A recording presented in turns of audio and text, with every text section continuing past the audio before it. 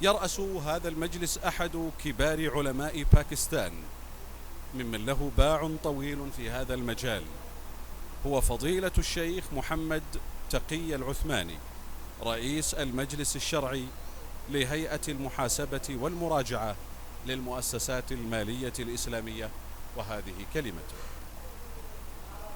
بسم الله الرحمن الرحيم.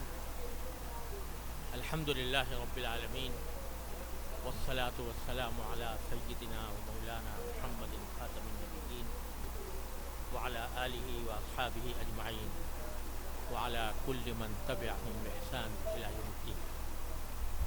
أما بعد، صاحب السمو الأمير فيصل، أمير محمد بن فيصل، صاحب السمو الملكي الأمير فيصل بن سلمان بن عبد العزيز آل سعود، أمير منطقة المدينة المنورة، معالي الدكتور السيد محمد بن عبد الله الجدعان، رئيس هيئة السوق المالية السعودية، معالي الشيخ إبراهيم بن خليفة آل خليفة، أصحاب المعالي والسعادة والفضيلة والسماحة، أيها الجمع الكريم، السلام عليكم ورحمة الله تعالى وبركاته.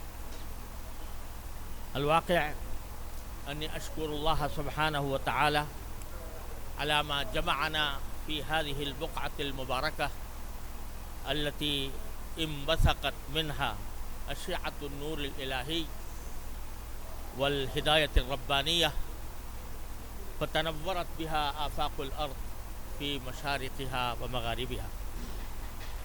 وأتقدم في هذه المناسبة بالشكر الجزيل لخادم الحرمين الشريفين جلالة الملك سلمان بن عبد العزيز آل سعود، وصاحب السمو الملكي الأمير فيصل بن سلمان بن عبد العزيز آل سعود، لموافقتهما الكريمة ولرعايتهما السامية لهذا المؤتمر التاريخي المرموق الذي نفتتحها هذه الليلة رسميا، وندعو الله سبحانه وتعالى يكلله بالنجاح والتوفيق. وإنما قلت إن هذا المؤتمر تاريخي لأنه أول مؤتمر فيما أعلم للصناعة المالية الإسلامية يعقد في المدينة المنورة التي هي أجدر بقاع الأرض لرفع لواء الاقتصاد الإسلامي.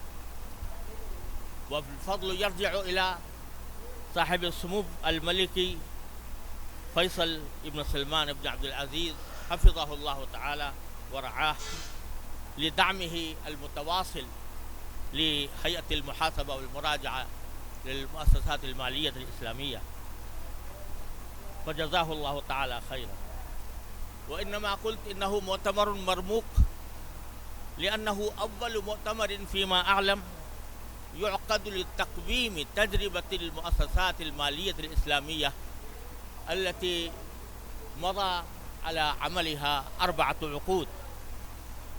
وإن الصناعة المالية الإسلامية بفضل الله سبحانه وتعالى قد ارتقت وقد قطعت شوطا كبيرا في مجالس الماليات، مجال السوق الإسلامية.